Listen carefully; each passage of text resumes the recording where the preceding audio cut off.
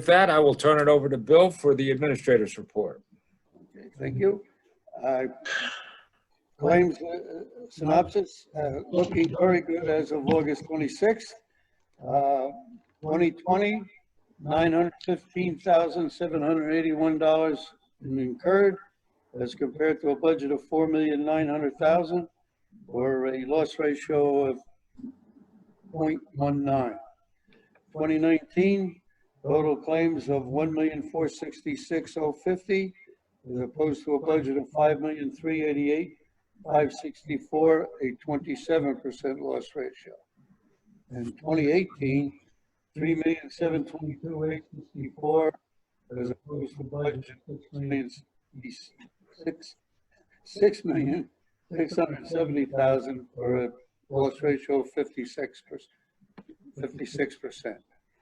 Investment-wise, as of today, $1,601,539 in Amboy administrative account, $4,600,000 in freehold savings and loans CDs, and $59,572 in First Constitution Bank for total investments of $6,261,111. Things are looking extremely well. Thank you. Anybody have any questions for Bill about that? Seeing none, we'll move on to managed care and Donna. Everyone, hope everyone's doing well. For the month of July, we had 138 bills come in. 132 of them were in network. Gave us a 96 network penetration, 96% network penetration. Total bills charges were $253,194.26. It was repriced to pay $75,628.27 for a savings of $177,565.99, which is 70% of savings from charges. We had 8 injuries, 6 required treatment. I do want to bring to your attention the second page of the report, which is charges by provider. You look at the first line of the out-of-network for Guardian First Assist, which are assistant surgeons. This assistant surgeon actually charged $10,475, which is more than the hand surgeon charged. The hand surgeon charged $9,272. Not only is this assistant not a physician, not an assistant physician, this person was a registered nurse first assistant. She was only, or this, he or she was only involved with the utilization of retracting and maintaining the reduction during the internal fixation of the surgery. So therefore, we repriced this according to usual and customary of the CPT codes that they use, and it got repriced to $58.50.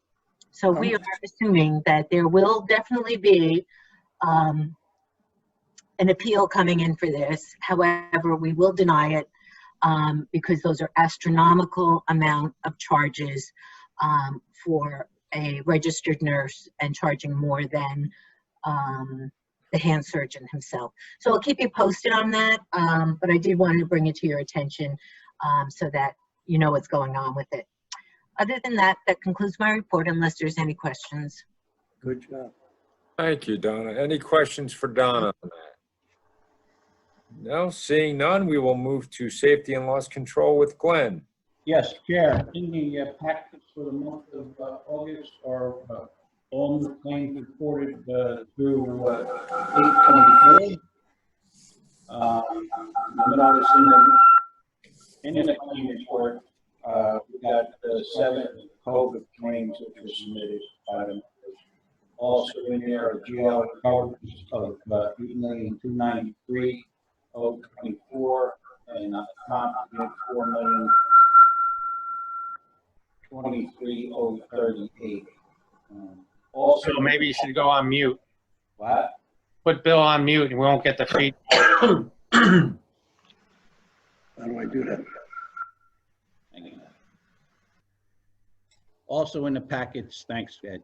Also in the packets are a couple handouts received from CDC regarding guidelines for cleaning and disinfecting, as well as from the National Safety Council with regards to dealing with social engagement and working remotely, as well as social distancing in a workforce. Also included in that is a resource guide for all members as to what different packets or handouts they have that may be of interest to the different members.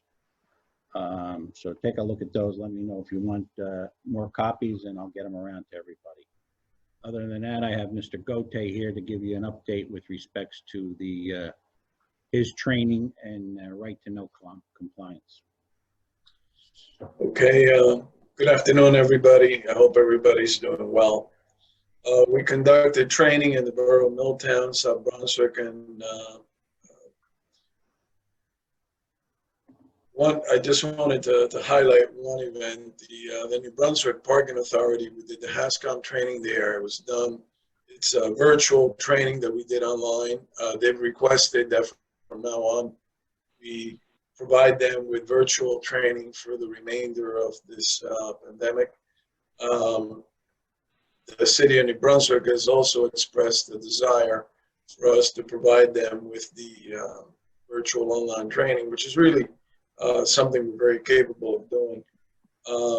Going forward, we have September 3rd, Borough of Middletown. Then after that, South Brunswick with chainsaw safety, and Spotswood with 3 different training sessions.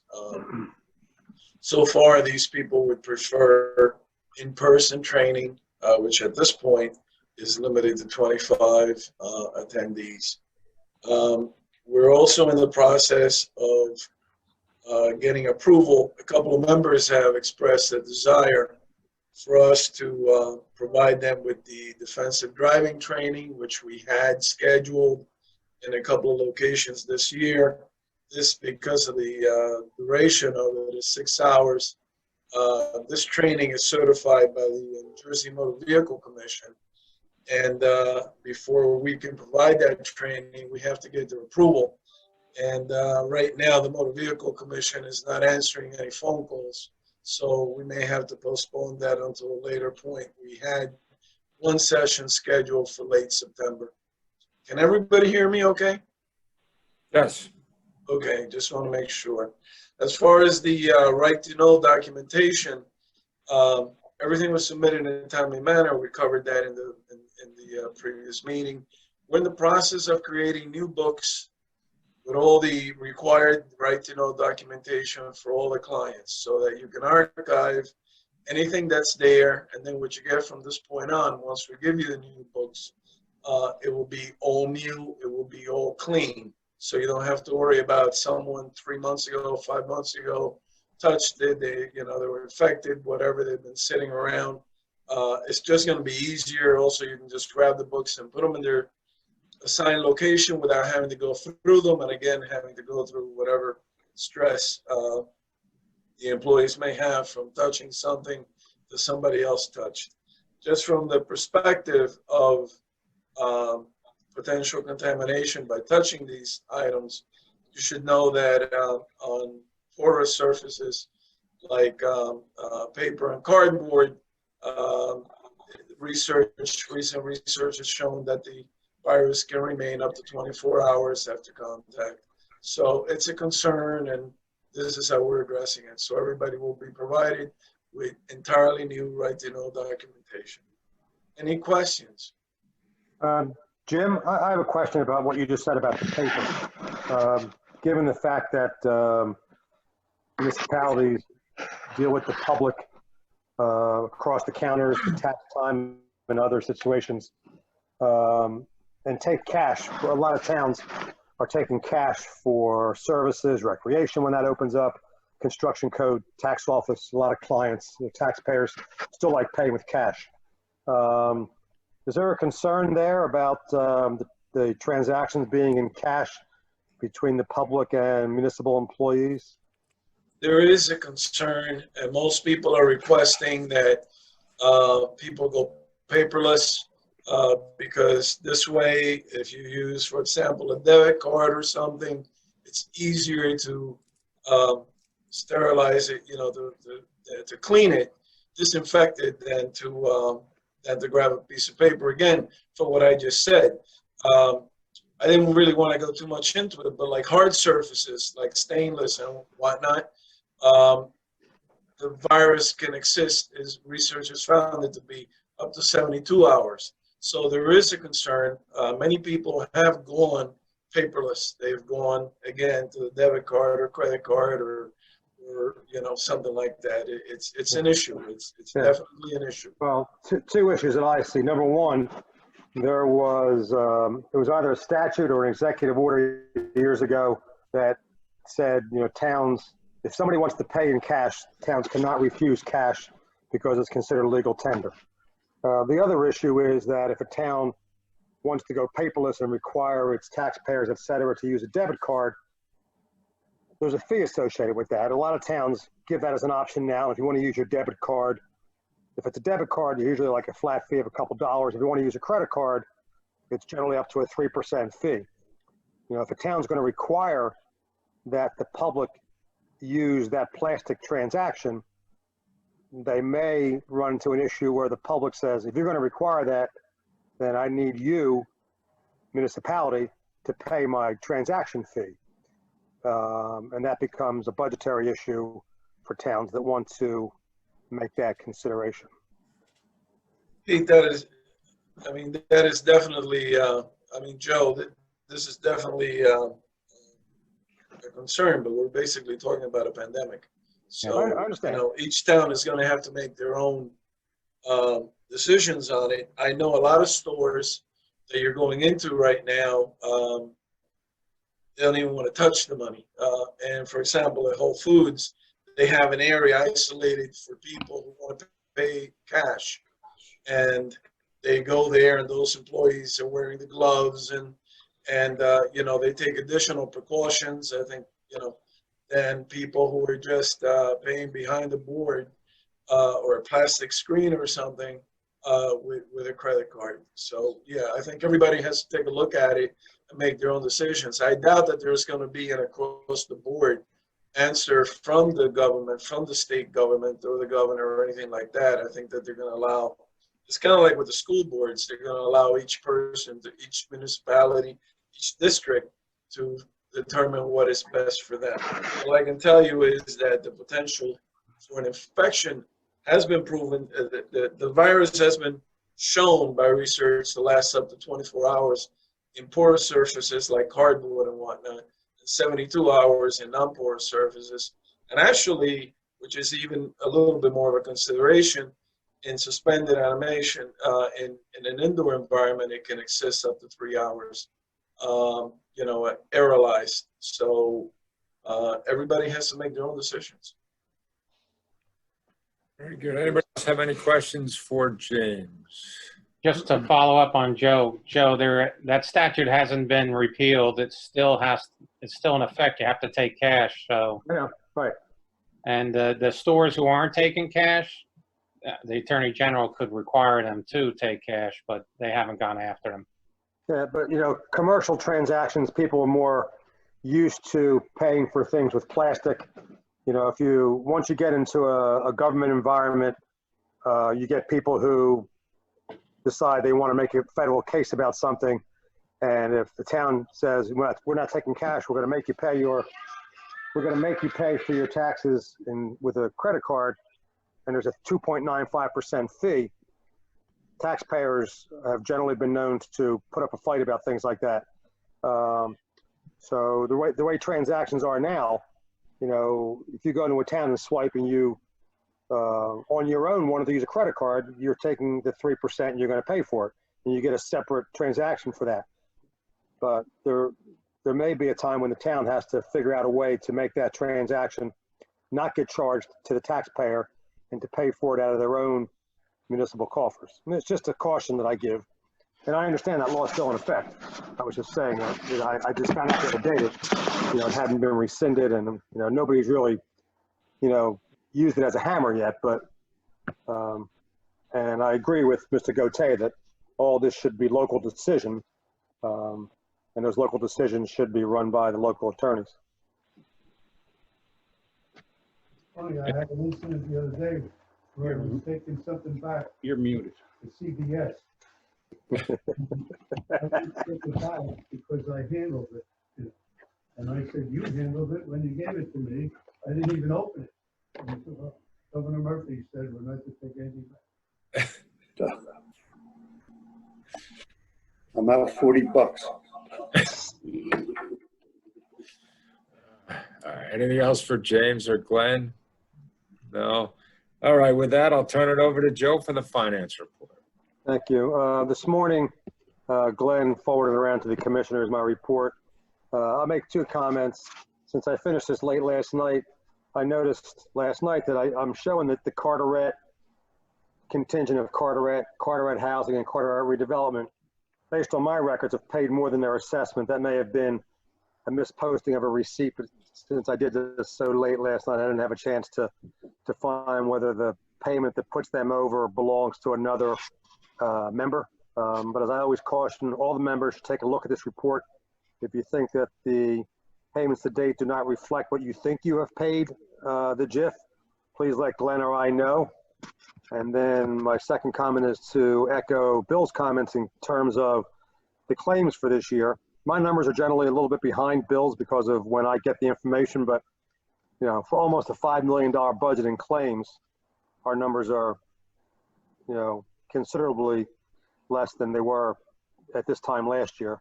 Maybe one of the only plus sides of the pandemic is that there's less workers' comp, there's less other issues, but that may come back to get us at some other future time too.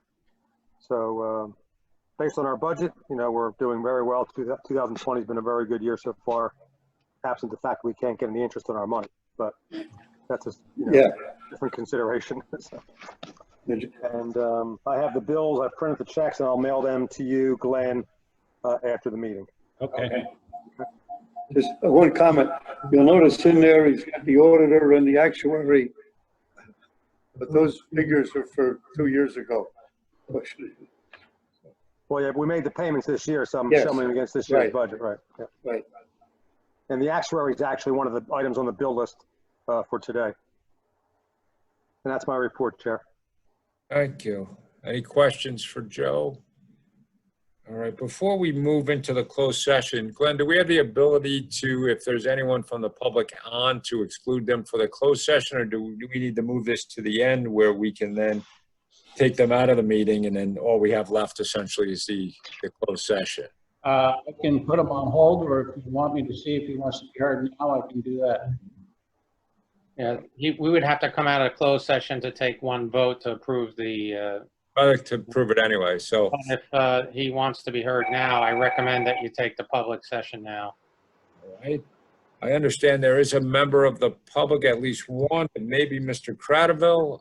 If there is, if he is on the line or anyone else is on the line, does any member of the public wish to speak relative to anything pertinent to the meeting? Charlie here? Charlie? Yeah. Go ahead. Yes, you do.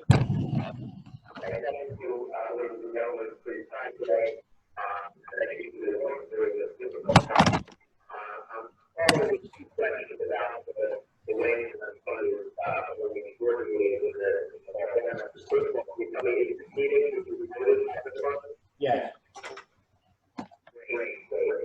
And the chair's comment reference of Zoom meeting. I'm not going to get information about the Zoom meeting. Is there a Zoom meeting going on?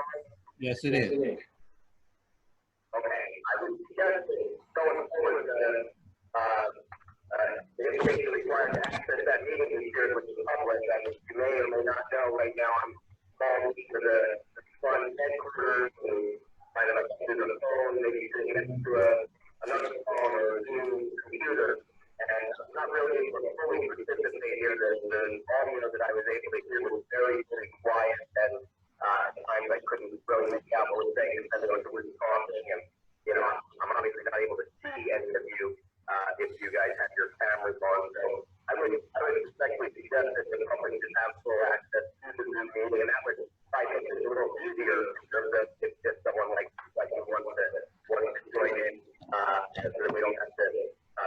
lot of work to have public participation.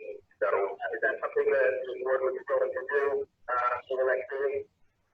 I believe we have the capability to set that up. I'm a little new to the Zoom, so that's why we had to call it on the regular line, but that's something we can definitely work towards. Great, because I know other government bodies do have, they just give out the Zoom number to call in. I think they're meeting on a Zoom number or a password if you want it, and then you're able to join in without anybody having to spread over it. I do finally want to wrap up by just pointing out a few things on the website. I'm not sure if there's an agenda for this meeting, but I did not get one of the testify maybe if I can. The email, I could have gotten that, but it would be probably a good practice to post that at least a couple of days before the meeting. So that folks can follow along if they do to listen in. I noticed minutes from May are posted, but not June and not July, which we just approved today. So I'd like to see those updated. The financial audit reports are only through 2016. I presume there are additional ones for future years. I'd like to be able to review those. Okay. And finally, the written test, the plan is only the 2019 version. I presume there's the 2020 version, and I would also like to see on the website. Would you be able to help get those things resolved? Yes, we can. Okay. Well, thank you, and again, thank you for your service during this difficult time. I really appreciate it. And if you're going into closed session, I don't need to, I don't need to remain on the call for your workload when you get back. So I'll just hang out. But thank you for the opportunity to do that. Have a good day. Thank you for your comments, Mr. Very well. All right. Anybody else from the public wishing to speak? All right, seeing none, we will go into closed session. Is there a motion to go into closed session? Motion. Scott, second? Second. Second, Jeanette? Jeanette?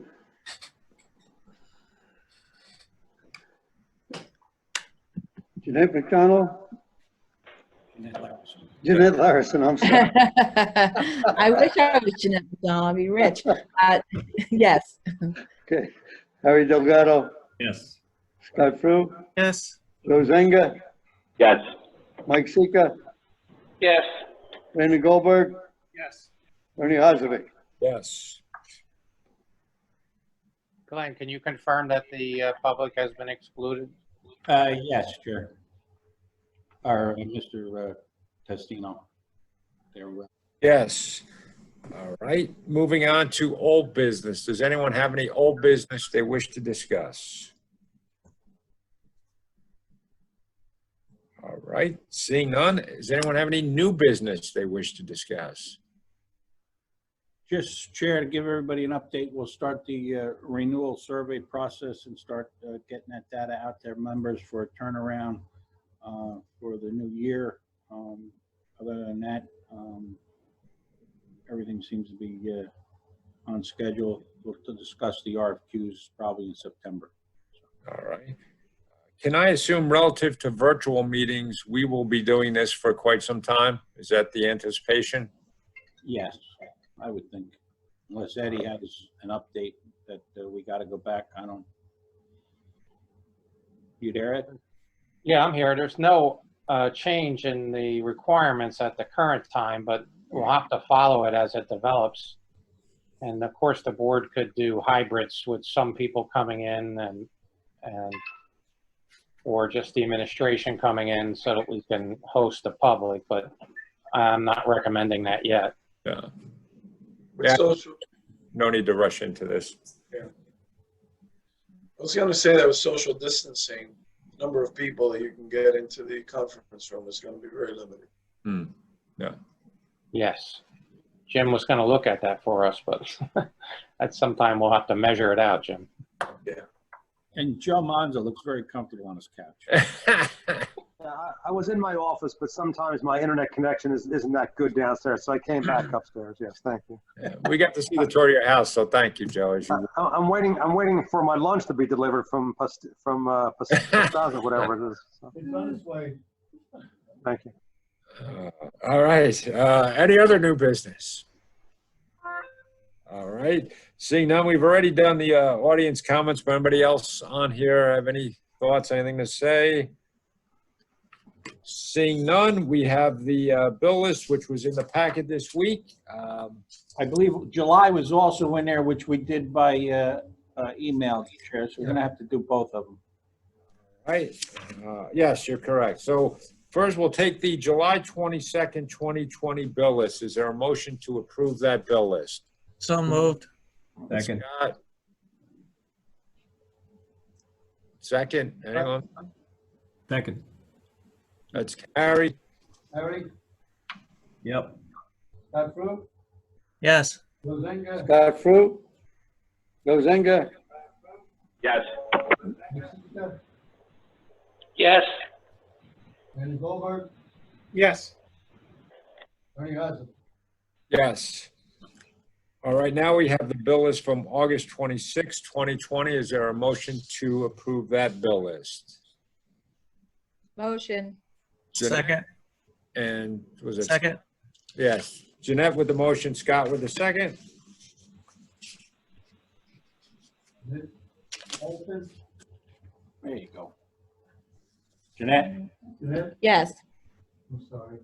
Harry Delgado, Yes. Stuart, Scott? Yes. Rosenga, Yes.